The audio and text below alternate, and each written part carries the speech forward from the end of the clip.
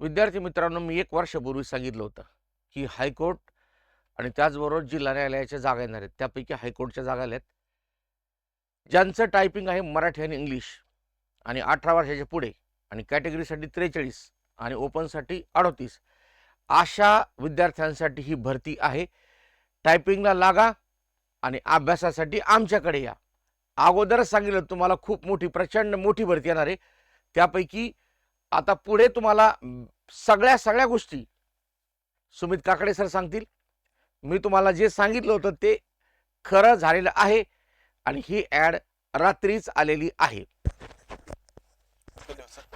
बघा पोरांनो, आता या ॲडबद्दल सर तुम्हाला बोललेच, तर त्यामध्ये एक्झॅक्टली काय आहेत, बाकीच्या जागा काय आहेत त्याबद्दल मी तुम्हाला सांगतो. आता एकूण पदं पोरांनो, एकूण पदं आहेत 1653.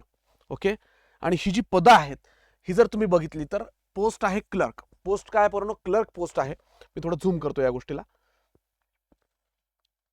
बघा या ठिकाणी जर तुम्ही बघितलं, पोस्ट क्लर्क आहे बॉम्बे हायकोर्ट. या ठिकाणी वॅकन्सीज आहेत 830, ज्याच्यामध्ये 33 जागा पर्सन विथ डिसॅबिलिटी, बरोबर आहे. डिसॅबिलिटी पर्सनसाठी 33 जागा आहेत आणि इतर किती आहेत? 797 पोस्ट आहेत. आणि त्याच्यामध्ये ऍड होतील वेट लिस्टवाल्या 200 जागा. ओके, एवढ्या जागा तुमच्या बॉम्बे हायकोर्टच्या आहेत. त्यानंतर नागपूर बेंचला 166 जागा आहेत. त्याच्यापैकी ह्या 166 पैकी 7 जागा डिसॅबिलिटीला आणि 159 इतर जागा आहेत. आणि प्लस ह्या 166 मध्ये ऍड होतील तुमच्या 40 जागा ज्या वेट लिस्टच्या आहेत. ठीक आहे.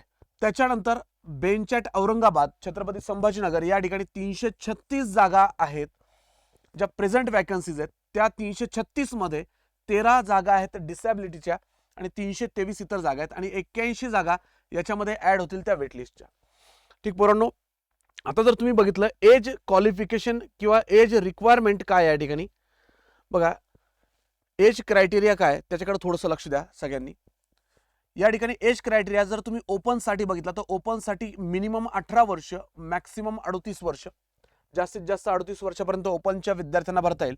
त्यानंतर schedule caste SC, schedule tribe ST, other backward class OBC, special backward classes SBC, या ठिकाणी ह्या सगळ्यांसाठी मिनिमम एज क्रायटेरिया 18 आहे. म्हणजे मिनिमम एज क्रायटेरिया सगळ्यांसाठी 18च आहे. पण जास्तीत जास्त 43 वर्षापर्यंतच्या मंडळींना हा फॉर्म त्या ठिकाणी भरता येईल. त्यानंतर जे हायकोर्ट गव्हर्नमेंट एम्प्लॉई असतील त्यांना मिनिमम एज क्रायटेरिया 18 वर्ष दिलेला आहे, पण मॅक्सिमम एज क्रायटेरिया ॲप्लिकेबल नाही. ओके, चला पुढे जाऊयात पोरांनो आपण. त्या ठिकाणी एज्युकेशनल क्वालिफिकेशन बद्दल जर तुम्ही बघितलं तर तुमच्याकडे कुठल्याही युनिव्हर्सिटीची डिग्री असली पाहिजे. डिग्री असणं गरजेचं आहे. ठीक आहे. त्याच्यानंतर त्या ठिकाणी तुम्ही English typing examination of speed 40 WPM, English 40 WPM स्पीडची एक्झामिनेशन तुम्ही क्वालिफाय झालेले असणं, पास झालेलं असणं आवश्यक आहे. आणि तुमच्याकडे GCC TBCचं सर्टिफिकेट असणं आवश्यक आहे. त्याच्यानंतर मित्रांनो, ही जी PDF आहे ह्या बाकीच्या अवांतर गोष्टी वाचण्यासाठी ही PDF आम्ही त्या ठिकाणी या व्हिडिओच्या खाली लिंकमध्ये टाकून देऊच. पुढे पोरांनो, त्या ठिकाणी पुढचा महत्त्वाचा पार्ट या ठिकाणी जर तुम्ही बघितला तर या ठिकाणी एक्झाम कशा कशा फॉर्मॅटमध्ये होणार आहे. पहिला पार्ट आहे याच्यामध्ये स्क्रीनिंग टेस्ट. जी तुमची स्क्रीनिंग टेस्ट आहे त्याच्यामध्ये एवढे सब्जेक्ट तुम्हाला बघायला मिळतील 90 मार्काला आणि त्याच्यात मिनिमम पासिंग क्रायटेरिया 45 मार्क्स आहे. 90 पैकी 45 मार्क पास होण्यासाठी तुम्हाला असणं आवश्यक आहे. त्याचं ड्युरेशन आहे 1 तास. एक्झामिनेशनचा जो टायमिंग असेल 1 तास असेल. ओके, ही जी एक्झाम असेल ऑब्जेक्टिव्ह एक्झाम असेल. ओके, जशी आपली ऑब्जेक्टिव्ह एक्झाम असते 4 ऑप्शनवाली, त्या टाइममध्ये ऑब्जेक्टिव्ह एक्झाम असेल. MCQs ज्याला म्हणतो आपण, मल्टिपल चॉईस क्वेश्चन, त्या फॉर्मॅटमध्ये. सब्जेक्ट कोणकोणते आहेत? मराठी आहे, इंग्लिश ग्रामर आहे, जनरल नॉलेज आहे, जनरल इंटेलिजन्स म्हणजे बुद्धिमत्ता आहे, अरिथमॅटिकवाला पार्ट म्हणजेच गणिताचा पार्ट आहे आणि कम्प्युटर नॉलेज आहे 10. बघा, मराठी 10 मार्क, इंग्रजी 20 मार्क, जनरल नॉलेज 10 मार्क, बुद्धिमत्ता जनरल इंटेलिजन्स 20 मार्क, गणिताचा पार्ट 20 मार्क आणि कम्प्युटर 10 मार्कांना. असं टोटल 90 मार्कांची ही परीक्षा आणि 1 तास. मिनिमम क्वालिफिकेशनसाठी 45 मार्क तुम्हाला लागतील. पुढे पोरांनो, सेकंड बघा, पहिले स्क्रीनिंग टेस्ट झाली, सेकंड आहे टायपिंग टेस्ट. या ठिकाणी जी तुमची स्किल आहे, खरंच तुमच्याकडे टायपिंगचं जे सर्टिफिकेट आहे त्या स्किलला तुम्ही मॅच करता का नाही याच्यासाठी तुमची टायपिंग टेस्ट असणार आहे. ओके, त्यात मिनिमम पासिंग मार्क 10 पाहिजे. 20 मार्काची ही टेस्ट असणार आहे. मिनिमम पासिंग मार्क तुम्हाला किती पाहिजे मित्रांनो? 10 पाहिजे. या टेस्टसाठी जे ड्युरेशन असेल 10 मिनिटाचं एक ड्युरेशन असेल तुम्हाला, आणि एक पॅसेज ज्याच्यामध्ये 400 वर्ड्स असतील तो टाईप करण्यासाठी तुम्हाला दिला जाईल. आणि मित्रांनो या 2 टेस्ट झाल्याच्या नंतर जो तिसरा पाडाव आहे याच्यामध्ये तो आहे वायवा. वायवा म्हणजे ज्याला तोंडी परीक्षा म्हणतो आपण, इंटरव्ह्यू सरळ सरळ, तो आहे 40 मार्क्सचा.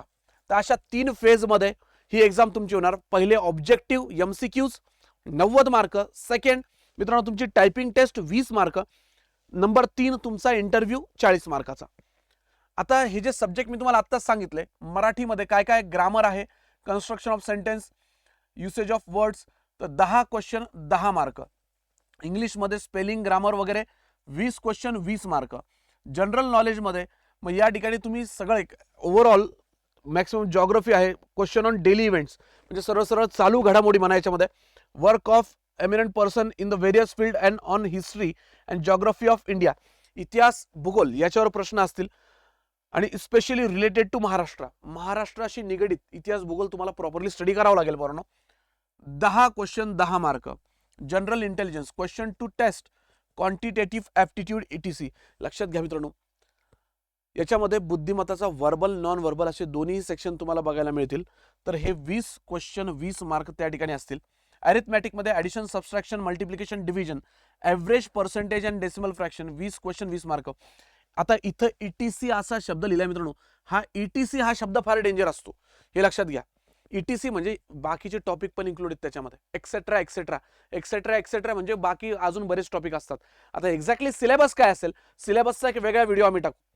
ओके, इथं फक्त तुम्ही काय काय क्रायटेरिया ते बघा. कम्प्युटर नॉलेज जे आहे ते 10 क्वेश्चन 10 मार्क त्या ठिकाणी असतील आणि अशा प्रकारे 90 मार्कांची ही टेस्ट असेल. ओके, हा, आणि इंग्लिश टायपिंग टेस्ट जी असेल मित्रांनो ही फक्त कम्प्युटरवर होईल, हे महत्वाचं आहे. इंग्लिश टायपिंग टेस्ट जी असेल ही फक्त आणि फक्त कशावर होणार? कम्प्युटरवर होणार, हे फार महत्वाचं आहे. ओके, पुढे बघा, procedure of online fees payment. Online fees payment 1000 रुपये फीस असेल पोरांनो, आणि SBI कलेक्ट या थ्रू तुम्हाला ती पेमेंट भरायची आहे. ओके, आता हे एक्झॅक्टली SBI कलेक्ट काय ह्या मॅन्युअलमध्ये ते दिलेलं असणारच आहे. आता पुढचा पार्ट मित्रांनो, ऍप्लिकेशन भरण्यासाठी ही वेबसाईट पण या ठिकाणी PDF मध्ये दिलेली आहे. या वेबसाईटवर जाऊन तुम्हाला ऍप्लिकेशन भरायचं आहे.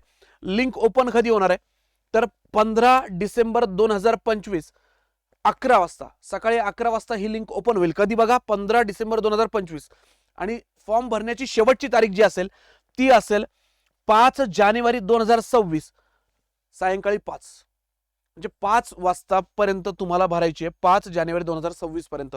या संधीचा फायदा घ्या पोरांनो, कोणीही ही संधी दवडायची नाहीये. पुढे आता पुढचा पार्ट मित्रांनो, इथं फार महत्वाचा एक पार्ट तुमच्यासोबत मी डिस्कस करणार आहे. बघा काय दिलंय, candidates are required to select only 1 establishment. म्हणजे 3 जे बेंच तुम्हाला दिलेत, मुंबई, नागपूर आणि औरंगाबाद, त्याच्यापैकी एकाच बेंचला तुम्हाला त्या ठिकाणी सिलेक्ट करता येणार आहे. असं नाही की तुम्ही आता सिलेक्ट केल्यानंतर मी चेंज करू. एकदा जर ऍप्लिकेशन तुमचा फॉर्म फिलअप झाला, तुम्ही सबमिट केलं की तुम्हाला चेंज करता येणार नाही. आणि याच्यात महत्वाचा एक पार्ट हा पण दिलाय, फर्दर आफ्टर अपॉइंटमेंट, म्हणजे तुमचं सिलेक्शन झालं, तुम्हाला अपॉइंटमेंट भेटली, the candidate will not be eligible to apply for transfer to any place before completion of 5 years service from the date of his or her appointment in circumstances. म्हणजे मित्रांनो या ठिकाणी 5 वर्ष तुम्हाला सर्व्हिस कंप्लीट करावी लागेलच कुठल्याही परिस्थितीमध्ये. 5 जे बदलीचं तुम्ही म्हणताय ते 5 वर्षानंतरच तुम्हाला करता येईल. तर ह्या 2 गोष्टी लक्षात घ्या. तुम्हाला कुठे एक्झॅक्टली फॉर्म भरायचा आहे ते तुम्ही व्यवस्थित विचार करून फॉर्म भरा, कारण एकदा जर सिलेक्शन झालं तर 5 वर्ष पुन्हा सुटका नाही त्या ठिकाणापासून. ओके, चलो पुढे. बाकी इथं काय काय डॉक्युमेंट लागतील, SSC, HSC, ग्रॅज्युएशन, पोस्ट ग्रॅज्युएशनचे लक्षात घ्या मित्रांनो. डॉक्युमेंटच्या बाबतीत ना आपण सगळेजण क्लिअर पाहिजे. SSC 10वीचं सर्टिफिकेट मार्क मेमो तयार ठेवा, 12वीचा सर्टिफिकेट मार्क मेमो तयार ठेवा, ग्रॅज्युएशनचे जेवढे तुमचे मार्क मेमो आहेत त्याचे मार्क्स जे आहेत ते पॉईंट आउट करून ठेवा. पोस्ट ग्रॅज्युएशनचे काय असतील ते पॉईंट आउट करून ठेवा. तुमचे कास्ट सर्टिफिकेट असतील, कास्ट व्हॅलिडिटी असेल, सगळे सर्टिफिकेट्स अगदी प्रॉपर असले पाहिजे मित्रांनो. डॉक्युमेंट हा कुठल्याही एक्झाम मध्ये अतिशय महत्वाचा पार्ट असतो, लक्षात ठेवा. चला बाकी PDF मध्ये तुम्हाला ही PDF आम्ही देतोय, त्या ठिकाणी लिंकमध्ये, ती एकदा वाचून घ्यायची सगळ्यांनी. व्हेरिफिकेशन ऑफ डॉक्युमेंटबद्दल बोलतोय. या सगळ्या गोष्टी, शॉर्टलिस्ट वगैरे हे पुढच्या गोष्टी आहेत सगळ्या. ओके, कॅन्डिडेटला लागणाऱ्या इन्स्ट्रक्शन त्या ठिकाणी दिलेल्या आहेत, त्यानंतर तुम्ही वाचून घ्यायच्या आहेत सर्वांनी. ओके, हां. तर मित्रांनो, याच्यामध्ये सगळ्यात महत्त्वाचा पार्ट होता तो म्हणजे जागा, एक्झाम कशी होणार आहे, फॉर्म कुठं फिलअप करायचं आहे, ती वेबसाईट, त्याच्याबद्दलची इन्फॉर्मेशन या ठिकाणी दिलेली आहेच. तर मित्रांनो, या संधीचा सगळ्यांनी फायदा घ्या आणि तयारीला लागा. सगळ्यात महत्त्वाचा पार्ट या एक्झामसाठी, ही जी हायकोर्ट भरती आहे याच्यासाठी आपण बॅच चालू करतोय पूर्ण. आणि ही जी बॅच आहे ती लाईव्ह प्लस रेकॉर्डेड फॉर्मॅटमध्ये असणार आहे. लाईव्ह प्लस रेकॉर्डेड अशा फॉर्मॅटमध्ये असणार आहे. आणि ही बॅच तुम्हाला आज संध्याकाळी त्या ठिकाणी ॲप्लिकेशनला दिसेल. तर बॅचबद्दल इन्फॉर्मेशनचा अजून एक व्हिडिओ येईल. तोपर्यंत धन्यवाद.